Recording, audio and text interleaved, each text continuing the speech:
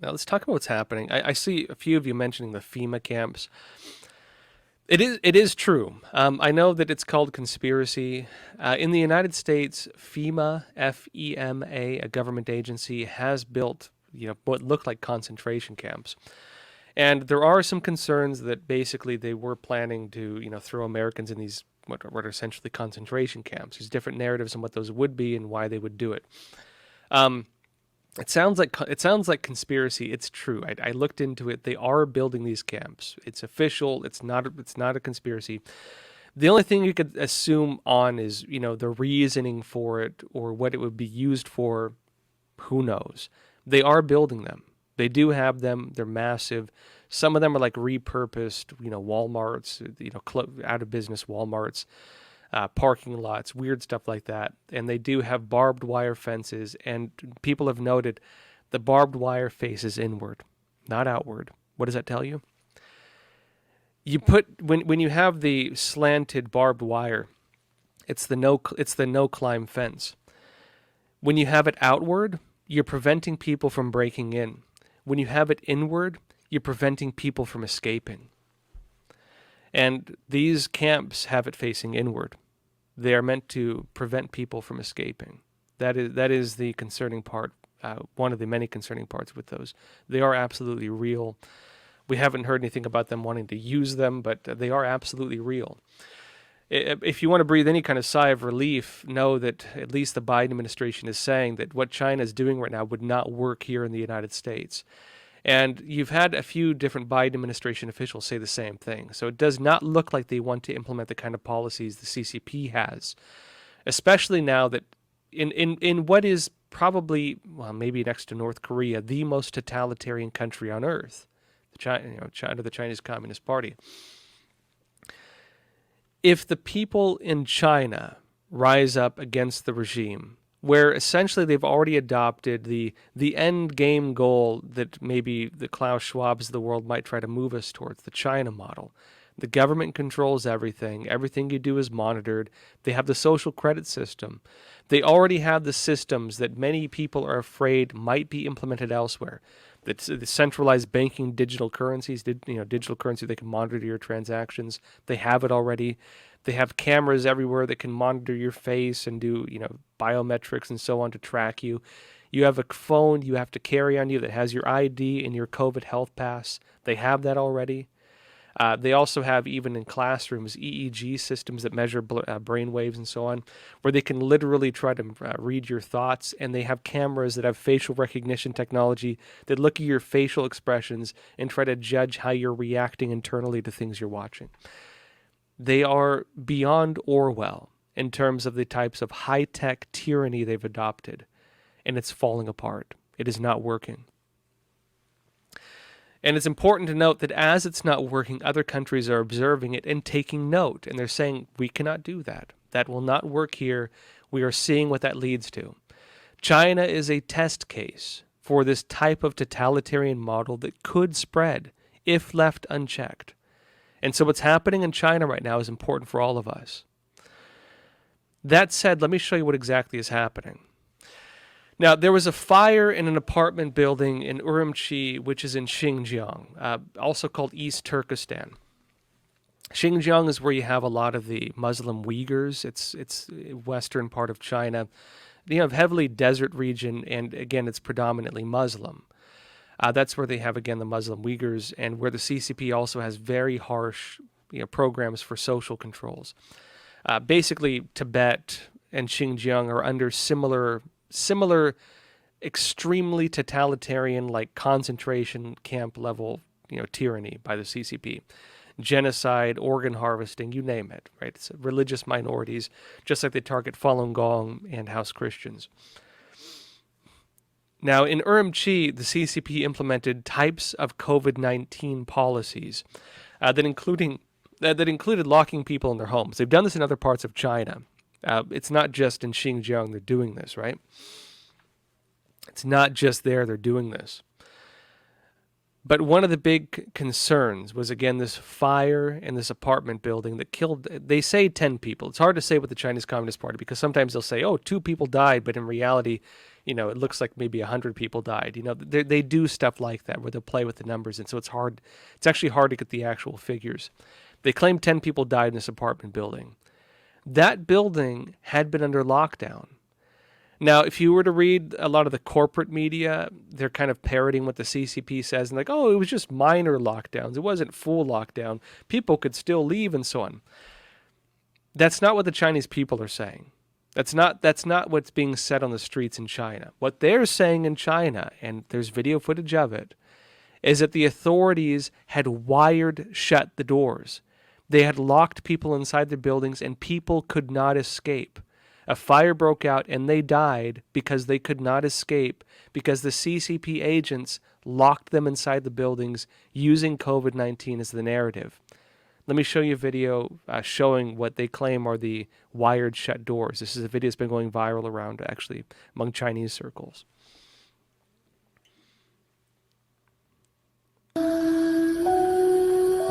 大家请看，这是3单元的严拿铁丝绑着的。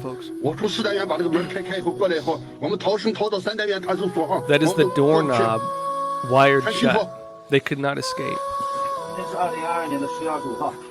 And they're talking about how, they do this in other parts of China. They weld the doors shut, they lock people in their homes. They've even put like big metal bars they weld on or drill on. In other words, this is not just a Xinjiang policy. This is not just Urumqi. They do that in other parts of China. And they were noting that that was one of the things they claimed was done to the people in Urumqi. Now, what is that? What's the importance of that? People are saying, basically, they can get killed in lockdown. They can follow the CCP's policies and risk them and their families being locked inside their apartments, and they can't escape and being burned alive. Or they can go on the streets of China and say, we're not going to have it anymore. This is the end. This is where we draw the line, and this is not going to happen anymore. Let me show you some of these videos, folks. Let's go over some of this. I'll give my take on it. This is one.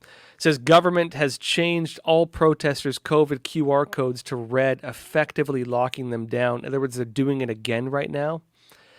Let me show this video. This is some of the protests taking place, just so you can get an idea of what it looks like. Those are the stormtrooper Chinese agents with their riot shields and their medical guard, and they're getting beaten.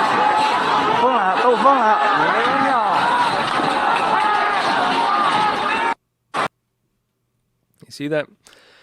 Those are the stormtrooper Chinese agents in their white medical garb, and they actually have riot shields, and they're getting beaten. People are taking the barricades, they're throwing them at them. There's many videos like this. People are not having it. I want to be clear that there's different takes on what's happening, and we're only able to show you the videos we can get out of there, unfortunately. There are other places where people are kind of falling in line, and you have videos where those same Chinese agents, the ones getting beaten in that video, where they have automatic rifles. And so there are places where essentially they're threatening to shoot people if, they tried anything like that. Will they do it? Will they risk enraging the Chinese people? That's the other big question. Let me show you a couple more videos, then I'll give my take. This is another one. This says large protest at Beijing's Tsinghua University in China over lockdowns. Let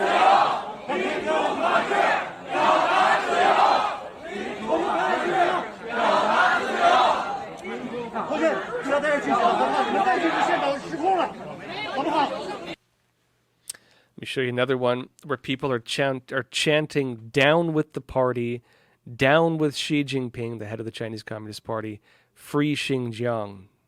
共产党！共产党！共产党！习近平！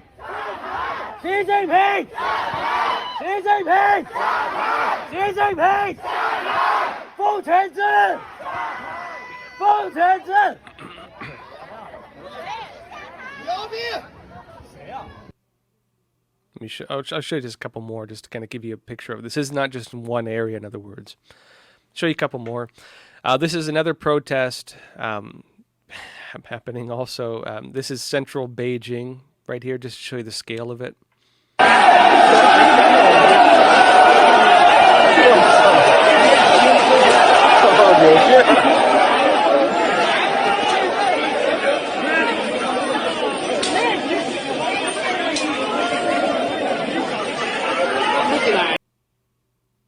I'll show you one more.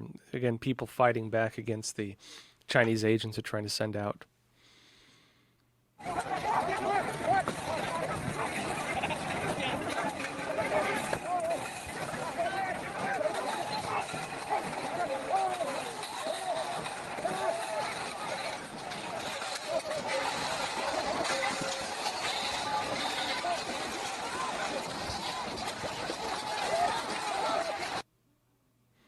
Yeah.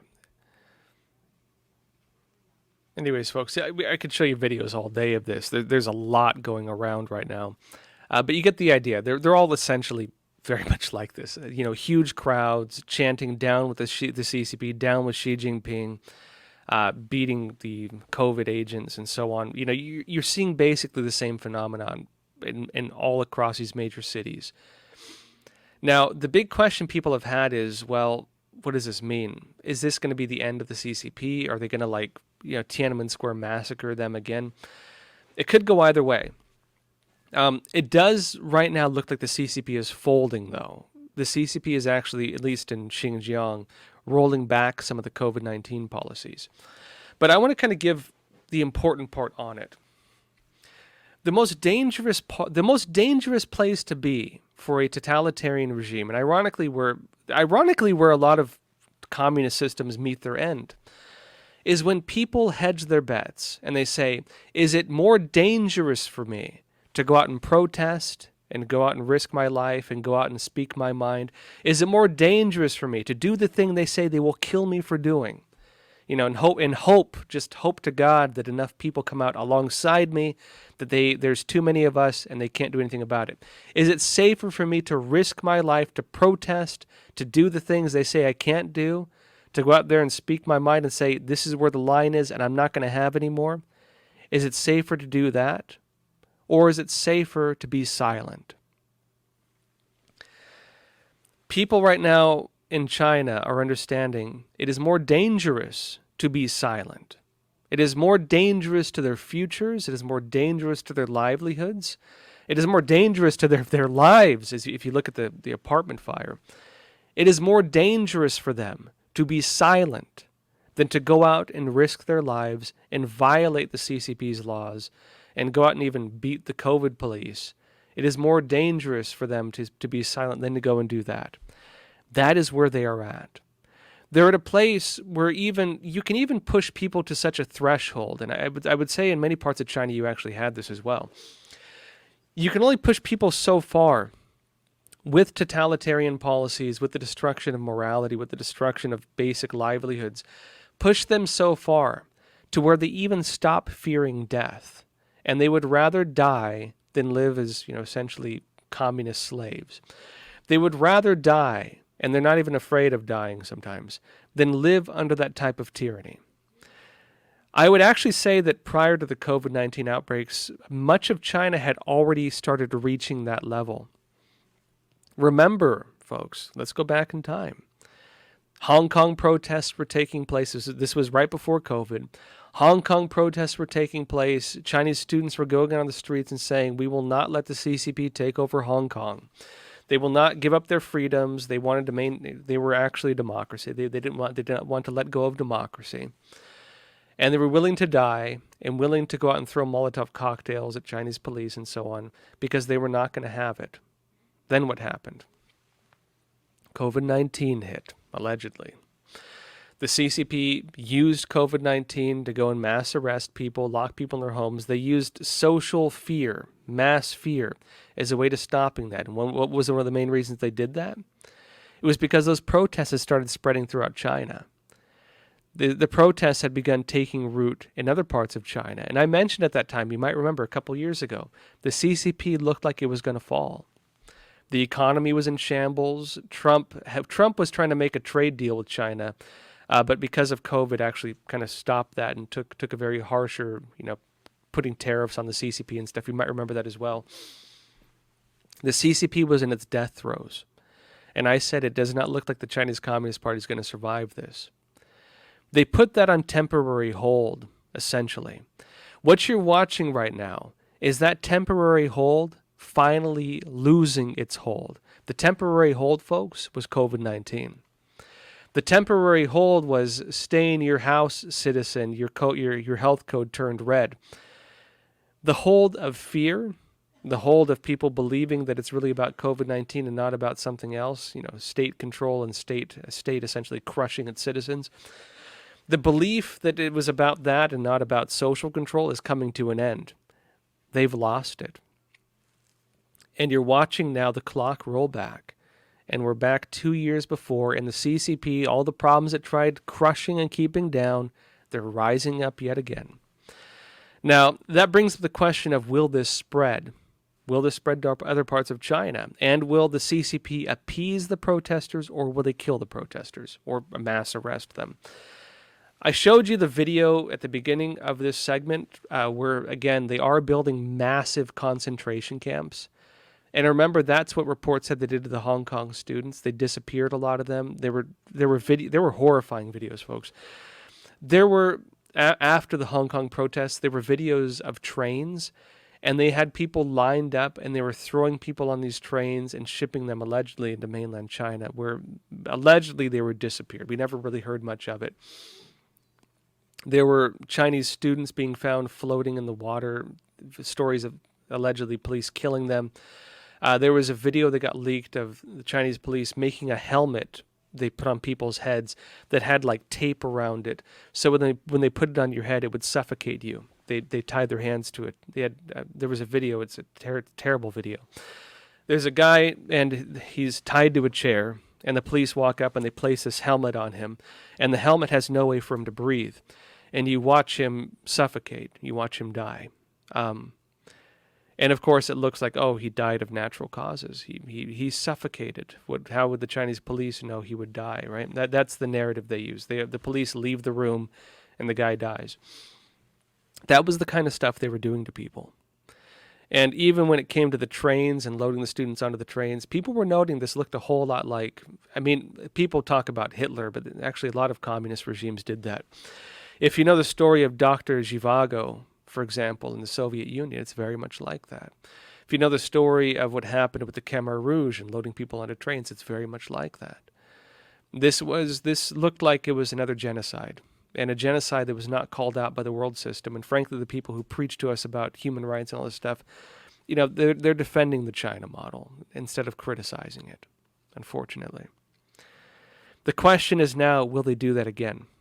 Or will they appease the protesters? The question for the CCP would be this. Remember, the main priority for the Communist Party is survival. They don't care how many Chinese people they have to kill. They don't care what happens as long as the Communist Party survives. Now, the question is, if they round those people up and throw them in COVID camp, if they round those people up and execute them, if they Tiananmen Square massacre them and roll over them with tanks and so on, will that stop the spread of the protests? I personally don't believe it would. And so it does look like the CCP is also understanding that they have to actually roll back things on the COVID lockdowns to an extent. The other question is, will rolling things back a little bit appease the crowd? And I don't know if it will. Frankly, so far, it doesn't look like it is. Because how far will the CCP be willing to roll it back? They're not going to get rid of the communist system, I'll tell you that.